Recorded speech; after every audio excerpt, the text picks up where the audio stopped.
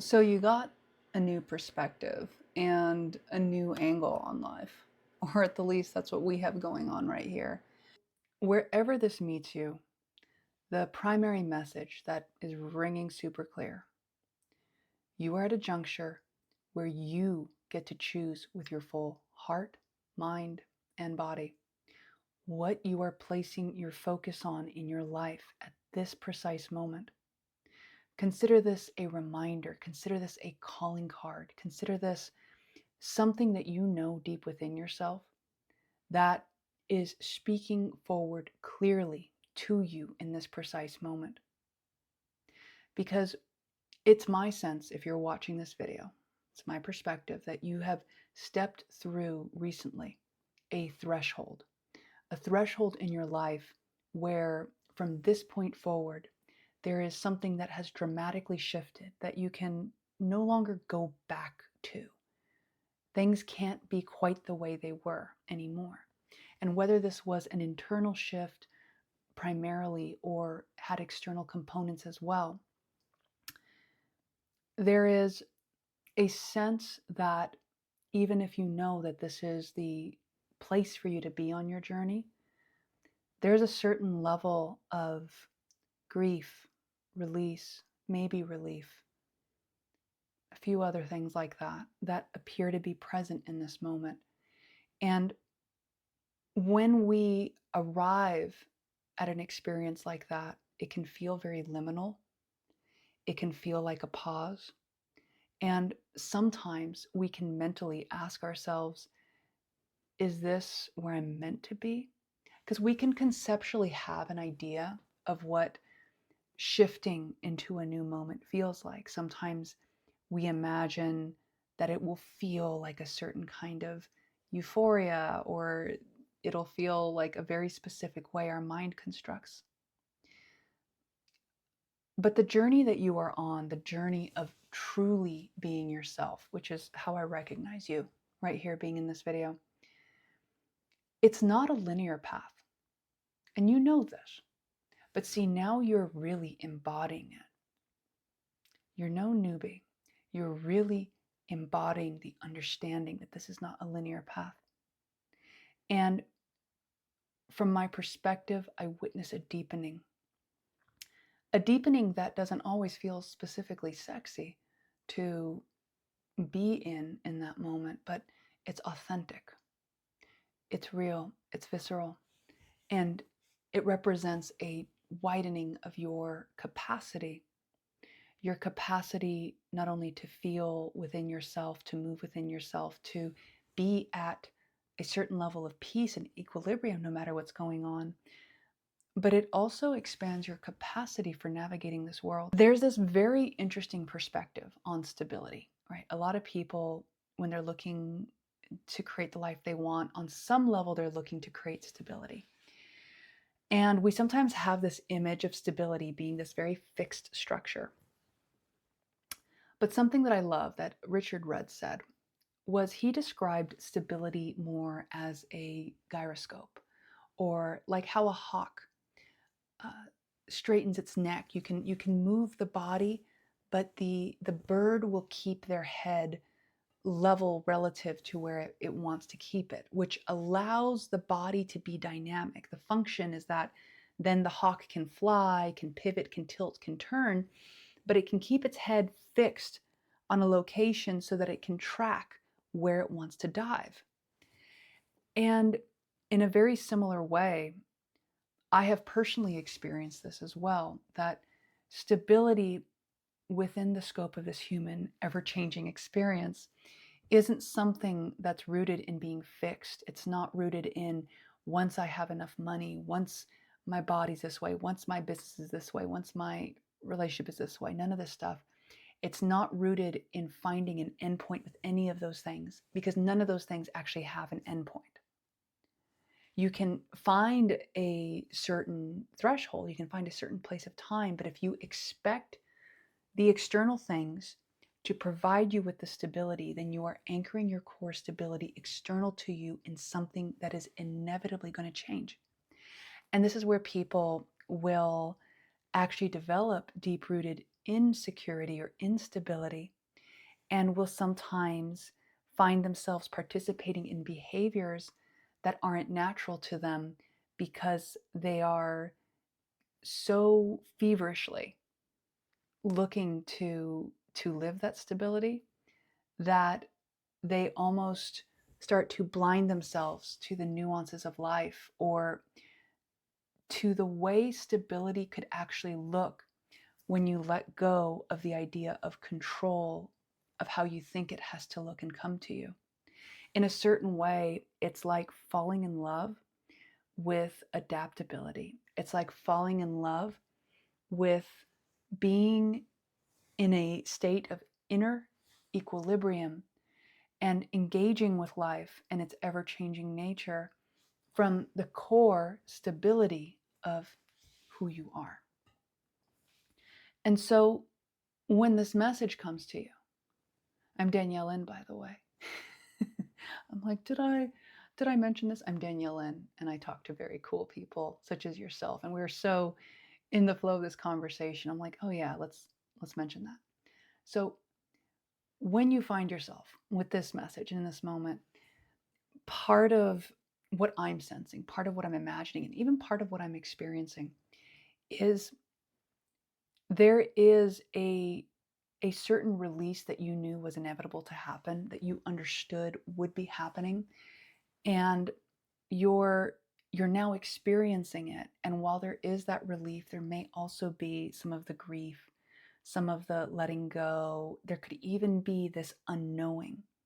And I've talked about this unknowing before in some of my recent videos. This isn't localized only to you. We're actually in a greater experience of simultaneously having things rise to the surface that we weren't looking at or checking out, and also the disillusion of things that were not true to us. So, a lot of energetic, ancestral, human lineage ancestral spring kind of cleaning, spring kind of transmutation. And so, in part, this message is a reminder and a reflection that it's okay to look at what wants to come up right now, that no one is expecting you to be perfect. I feel like I've been mentioning this in recent videos, and I'll simply reflect here that when we are going through an alchemical experience, you are experimenting and experiencing with the many different facets of life. And part of us being this exquisite beingness we are is that we have this ability to explore the unknown. And with exploring the unknown will sometimes come what we can term as mistakes or going in a different direction than we thought.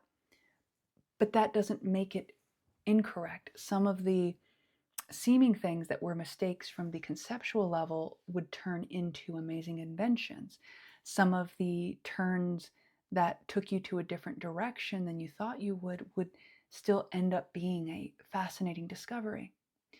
And so, in the spirit of that, the message is in part the reminder to allow yourself to authentically feel the feelings you're feeling, that you are indeed in the resonant place at the resonant time, and that this is an opportunity for you to live your version of a flow based life, of a life that is lived from commitment and coherence to being fully present in the moment, making authentic yes and no choices, and then discovering who you are through living in such an authentic way. Because this is the funny thing, right? We can live in a conceptualized version of our life for a very long time, but there becomes this point where we're invited to just directly engage with life. And that's where some of the leaps of growth come in. That's where some of the big changes and the nuances we face can come into play. They invite us to be playful with life. They invite us to move beyond what we thought was safe and move into what is a genuine expression of self, of freedom. I invite you to check the comments on this video and add a comment yourself if you feel inspired, by the way, to share where you're at in the process, to understand that yes, you can have highs, you can have peaks, you can have understandings, and yes, you can have times of dissolution, you can have times of grief, and that's not something wrong. This is you coming home to your true nature.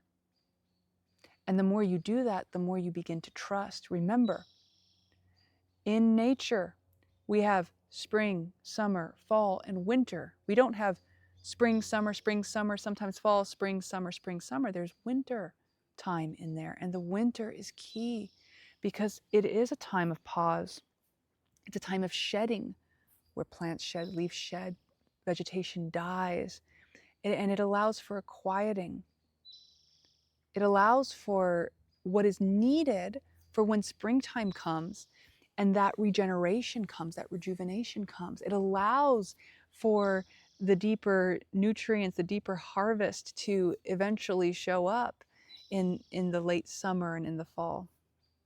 And in the same way in your life, I invite you the dignity of shifting into the deeper wisdom of being a cyclical experience in a cyclical reality. It can feel full on. I'll acknowledge that.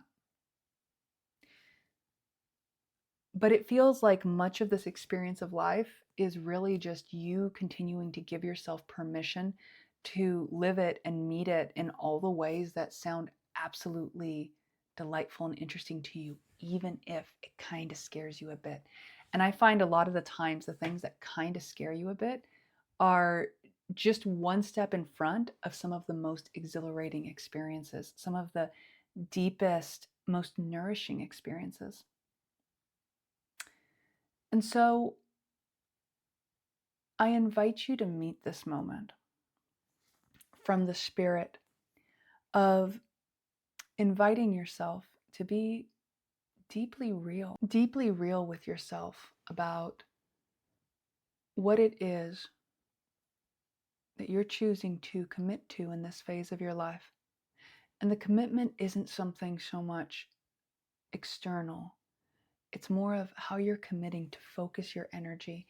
What are you tuning into?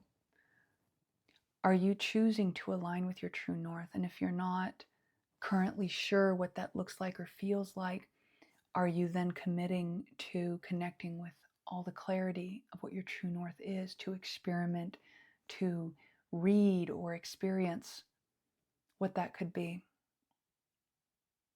Every single one of us has a mythic journey we're on.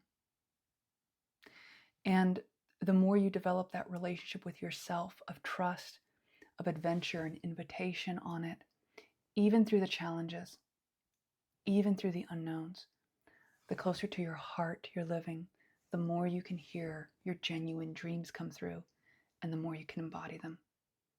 And I know you got this. If you've listened to this and you feel a call to take a step on your journey that would involve guidance, facilitation, or direct experience on heart, gut, mind coherence, at the time of recording this, I have an active group container that is set to be starting very shortly. This is a heart, gut, mind coherence activator as well as a flow-based activator. It's very potent. And so if you feel inspired to explore this for yourself, check the description link, whether you go to this cohort or the next. You will know. And there's also links to the Flow book and the Self Alchemy Lab, all of which have some fun tools you can check out for yourself. And in every single case, my friend, it has been such an honor to connect with you in this moment, to explore these pathways and to see what is true for each of us. I have every confidence that you are connecting to your most auspicious path here and now. And I look forward to our next conversation.